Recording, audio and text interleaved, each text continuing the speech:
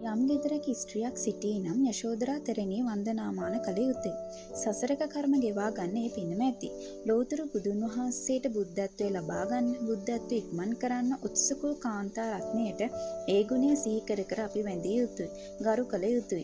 ඒ වගේම සියලුම පිරිමි අයද යශෝදරාවන් වන්දනාමාන කරන එකත් ගොඩාක් යහපත් දෙයක්. පහනක් පූජා කරලා පැන් තියලා යශෝදරා වන්දනාමාන කරන්න පටන් ගන්න. යශෝදරා තෙරණිය ඉදිරිපිට තියෙන පැන් පවක් පිරිත් වෙනවා. ඒ තරමට එතුමියගේ ගුණය ප්‍රබලයි. එතරම් පතිවෘතා බලයක් ඇති, එතරම් බඹසර රැකි යශෝදරාව සෑම කාන්තාවක්ම තමන්ගේ පතිවෘතා බලය මෙනෙහි කරලා සත්‍යක්‍රියා කළොත් සියලුම දුක්ඛං කටළු දුරු වෙනවා සත්‍යයි. ඒ සත්‍යානුභව බලයෙන් අපේ ප්‍රාර්ථනාවන් ඉෂ්ට වෙනවා සත්‍යයි. කලු කුමාර දෝෂ තියෙන අමනුෂ්‍ය බලවේග තියෙන අය ඉන්නවනම් ඒ අය අනිවාර්යයෙන්ම යශෝදරා තෙරණිය වන්දනාමාන කරන්න පටන් ගන්න. අද ඉඳන්ම පටන් ගන්න. gedara පිළිමයක් නැහැනේ, මට වන්දනාමාන කරන්න විදිහක් නැහැනේ කියලා හිත දුක් වෙන්න එපා.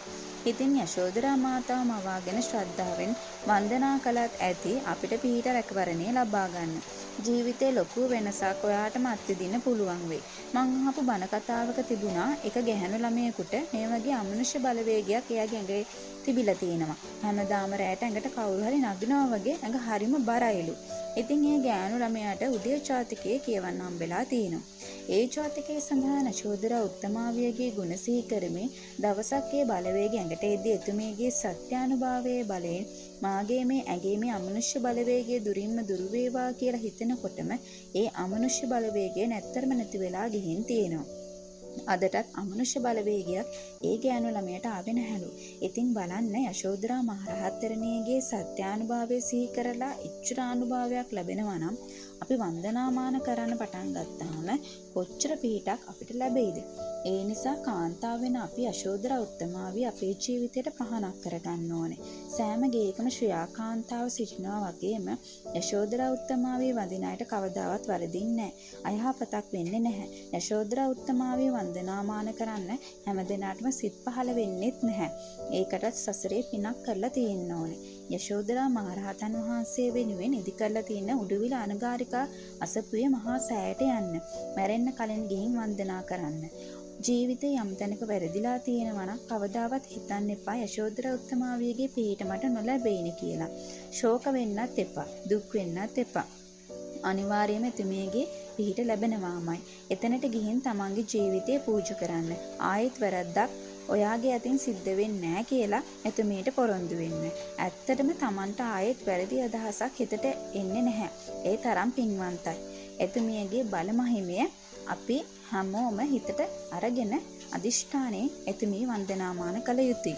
ලෞතර බුදුන් වහන්සේට පමණක් තම ජීවිතය කැප කරපු යශෝදරා තෙරණියගේ ධාතුවත් කිසිම කෙනෙකුට ස්පර්ශ කරන්නට නොහැකි වුණා.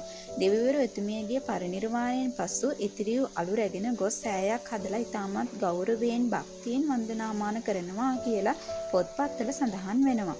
එතරම් පතිවෘතා බලයක් ඇති කාන්තා රත්නයක් වූ යශෝදරා තෙරණියට දෙවිවරු පවා බොහෝසේ ප්‍රිය කළා. ඒ වගේම තමයි අද කාලේ ගොඩාක් කාන්තාව තම ස්වාමියාගේ ගොඩාක් හිරිහැර වලට මුහුණ දෙනවා. එහෙම ස්වාමියෙක් හම්බලා ඉන්න කාන්තාවක් නම් අනිවාර්යයෙන්ම ශ්‍රද්ධාවෙන් යශෝදරා උත්තමාවිය වන්දනාමාන කරන්න පටන් ගන්න. තමන්ට සියලුම කරදර වලින් නිදහස් වෙන්න ලැබෙන්න කියලත් ස්වාමියාගෙන් කිසිම කරදරයක් තමන්ට නොවේවා කියලත් ප්‍රාර්ථනා කරන්න. ඒ සියලුම ප්‍රශ්න විසඳෙනවා සත්‍යයි. තමන් වන්දනාමාන කරනකොට තමන්ටම වෙනස තේරෙයි. ඉතින් බලන්න යශෝදරා උත්තමාවියගේ ගුණ කෙතරම් ප්‍රබලද කියලා, කෙතරම් පිහිටක් අපේ ජීවිතේ ලබා ගන්න පුළුවන්ද කියලා. කාන්තා අපට එකම සරණ, එකම පිහිට එතුමියගේ සරණ යෑමයි. තුරුණුවන් සරණ වගේම යශෝදරා උත්තමාවියගේ සරණ ගිහින් සියලුම දෙනාම අපේ ජීවිත ආලෝකමත් කරගමු. හැමෝටම තෙරුවන් සරණයි.